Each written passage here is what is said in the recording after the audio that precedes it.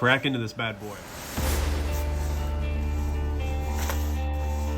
All right, guys, we have got the tuxedo boxes open, and we are gonna dig right in here. So let's see what we got. There are 2 cards in here. And man, I know people have said this before. I gotta get me a good knife or good scissors. There are some cards in here that are really, really good surprises. For those of you who have seen my SGC videos, I will say they are not my primary grading company.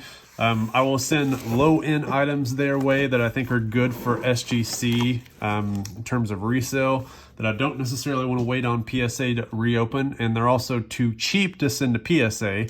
If it's an expensive card, I will send the expensive cards to PSA. The cards I don't think will gem at PSA, I send them to SGC. So if I get gem mint cards on big, expensive cards at SGC, then it's a surprise.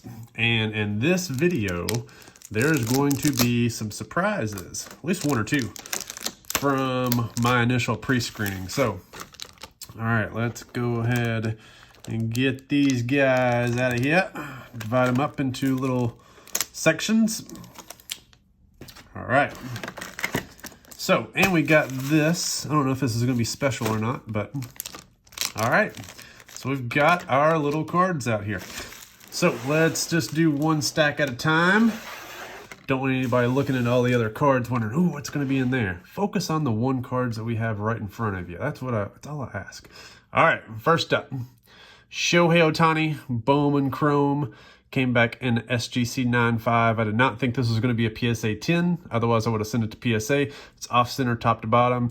And SGC also agreed with me. They did not deem this to be a gem mint card, so it came back 9.5. Same thing with this one. This is off-center, top to bottom, hence the reason why it came back a 9.5. So these are low-end cards. Obviously, these are not going to PSA. So this came back at SGC 9.5. Pretty much right now with this type of card, if you grade it with SGC, you lose money if it comes back a 9.5. So this is a losing card compared to where you're buying the prices at. By the time you get them back, you're losing money. SGC 10, at this point, these cards are hovering right around $90 to $100 after fees. I think it's closer to $90. So if you bought these in the $40 range, you can get them graded at $30 a piece. That's $70 invested. So you can still make a little bit of money on these, which is why I sent them here. But we have seen prices on these cards specifically collapse precipitously as SGC has graded more of them. So it's kind of like get these things out of your hand really quick. To make whatever small amount of money you can on them. I think the window on that has pretty much sailed already. For the same thing for these Topps Chromes. I haven't really looked at the prices for these 9.5s and 10s, but I think that it's getting to be that way. It's to the point now where if you have any raw Ohtanis for these, it may actually be better to hold off for PSA bulk, depending on what the buy-in price is. I mean, it may be the situation where you may not want to buy these things raw right now because, the Ohtani market is not in an upswing right now. We're going into the off season. Most money is shifting to other sports. So for any raw purchases, I'm not really buying a whole lot of base Ohtani right now. If it's parallel, if it's numbered, if it's rare, if it's autographed, I will do that. But base stuff, not buying base Ohtanis right now, at least for like a short-term play like going to SGC. This is probably one of the last batches I have of that. I may have 1 more batch coming. That's about it. LaMelo Ball, SGC 10. So kind of the same thing with these. Like maybe the first or second SGC 10 was a profitable card. These are about $20 to $25 raw, sometimes $30. You send them off to get graded. I think some of the SGC 10s have been in the $60 to $70 range. So this is about a break-even card. I was actually hoping that these would be triple digits in terms of resale value, but the resale value is just not there. Now, LaMelo is playing well. So, I haven't looked at recent prices. Maybe the next couple of sales, these things tick up. So from that perspective, me investing in the right player, if they perform well, this could be a good buy and flip, so to speak. But in terms of prices being stagnant and, you know, demand for the player not necessarily changing due to performance, this is kind of a lose-lose proposition, or at least a break-even proposition if you hit 10s. All right, so I've graded a lot of 2019 Topps Chrome, and I, for the life of me, cannot get a SGC 10. I think that they grade the Topps Chromes very, very, very difficult. I think that this is the second SGC 9.5 refractor that I've gotten. I've graded Fernando Tatis refractors that have come back mint 9s. So they're very tough on Topps Chrome. Not so much on other sets. You know, if you want to compare PSA to SGC, SGC is tough. PSA is tough for their certain things. It's almost like they are tough in different aspects, right? SGC is very tough for some reason on 2019 Topps Chrome. There is a tiny surface spec here, but telling you, man, I would say these are probably PSA 10s, but again, it's too expensive to send this type of card to PSA, which is the reason why it comes back here. This is a card that I really would have liked to have gotten an SGC 10 on. It is a, it's not a rare, or sorry, it's not a cheap base card. You know, I like sending some nice cards to SGC to get nice cards in their holder where it makes sense. So this would have been a really nice card to have as an SGC 10. Didn't make the cut. There's white specks on the bottom of the corners and edges, so it's going to hold it back. I knew it was going to be borderline. I like the idea of getting an SGC 9.5 on this as opposed to selling it raw and potentially, you know, dealing with the ramifications of selling raw cards. So for $30, it sounds like a pretty good idea to send to SGC, even though I'm probably not going to do very well on it. At least it does give me a little bit of protection for whenever I do sell it. And then we're going to keep going with some Trey. So this is my first order for really some of the rookies, and this is a Trey Lance order. The next order I think that I have is going to be more Mac Jones, but Trey Lance Elite, number to 399. Not really sure how these are going to do. We'll see. We'll see how they end up doing. Trey Lance is obviously not a starter. He started one game. Now Jimmy G is back. So we got a couple of these guys that ended up being 10s. A couple of them did not be 10s. Some of them were 9.5s. So there's two versions. I don't know if I'm really a fan of that, there being two versions. So there's one where all the players are kind of looking into space, and then another action photo. And the action photo is the lower numbered one. So I think the action photo lower number one's probably going to be a better card, but I kind of wish that they just had one version. You know, it's dilution. You know, you don't need two cards in a set. So thanks, Panini. Appreciate it. But that's a beautiful card. Really, really nice. SGC 10. This is purple number to 99 for the action photo, which is the one that I really want. So this one came back in SGC 9. So not even a 9.5. It comes back a 9. Let's see. Back corners look good. It's probably going to be this front left right here, and maybe bottom edge. That could be what they're dinging. I kind of see that as part of how they cut the card, but you know, I can see how a grader may ding that. Maybe there's other issues they're looking at, but then this one is a SGC 9.5, so you can see that bottom edge is a lot smoother than the other one, so that's probably a big reason. All right, so here's one of my surprises. Aha! This is a good one. So I sent this to SGC because I thought it was going to be maybe an SGC 9.5. Otherwise, I would have waited out for PSA. I'm a big Bobby Witt Jr. fan. For those of you who follow the channel, I grade a lot of his stuff, or at least I've been buying a lot of his stuff lately. So to get an SGC 1010, I am pretty happy about that. Very, very, very happy about that. I want to see, just peek here, what all we got coming up. Because I want to see how we want to do this, and I think that I know how we want to do this. Oh, that same card just keeps coming up. All right, I'm going to jump into these also. We're going to talk about Bobby Witt. It seems like these are not special. The special cards are at the bottom, or at least the high-end ones. So let's break into these. And, all right, invoice. Yeah, I thought I had more of these. And it turns out I do. All right. So So, and this is perfect. I'm about to send some cards off for consignment. So I'm doing this video, I swear to you, FedEx literally just dropped this box off 5 minutes ago. And I was doing some other work here. It's actually a Saturday right now. So I was doing some work with some of my cards, saw the guy walking up, got the box, and decided, hey, let's do this video so that I can send these out for consignment immediately. So these are literally going to get posted for sale. They're going to be shipped out today. All right, another rookie debut. We've talked about the value of this. A couple of these tins paid off. We got three more tins. So that's good. Good. Like that. All right, so let's put these right back with where they belong. And now the last part here. These guys are a little bit more expensive, a little bit more pricey. So first up, Witt Jr. This is a blue refractor. It is a SGC 10, and the thing that I like about this, that it got an SGC 10, is because so I submitted an offer for this card, and it's kind of a low ball offer, you know, lower than the last couple of sales, and I usually don't do that, but I did it for whatever reason, and I woke up the next morning and the seller accepted it. I'm like, why did they accept that? And I went back to the description, and they're like, oh, this card has some surface roller marks. I'm like, why? Why did I not read? Well, so instead of, I'm definitely not going to return it. It's on me to read, right? So that's my fault. I'm going to keep the card.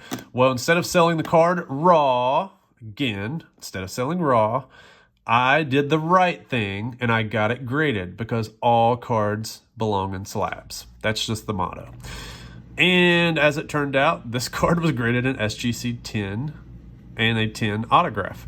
Trying to pick up the light here. There's the, let's see if y'all can hopefully see here. It is a very faint print line that goes vertically right here all the way to the top of the card. It's not a big line at all. So it's faint. It doesn't detract away from the beauty of the card. And for that, I think SGC. I'm glad they gave me an SGC 10 on this. So this is serial number 66 of 150, just in case that bothers you and you don't want that and you're bidding on this card. I'm transparent around here. Keep an eye out for this card, as this does have a faint line. Has a very, very small speck here on the corner. I mean, that's the beautiful thing about grading. Occasionally you'll get surprised, and I will take that. We'll take it. All right, so next up.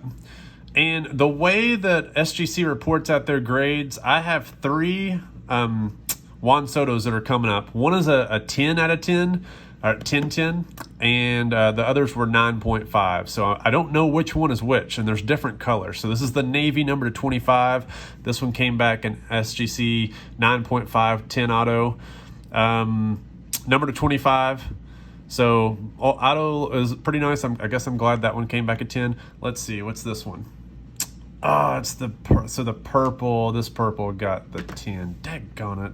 I wanted this one to get the 10. Well, it's okay. As it turns out, purple 10-10, number to 25. Beautiful, beautiful card. And then this guy ends up getting the 9.5 grade. So this is number to 10. This is the orange version.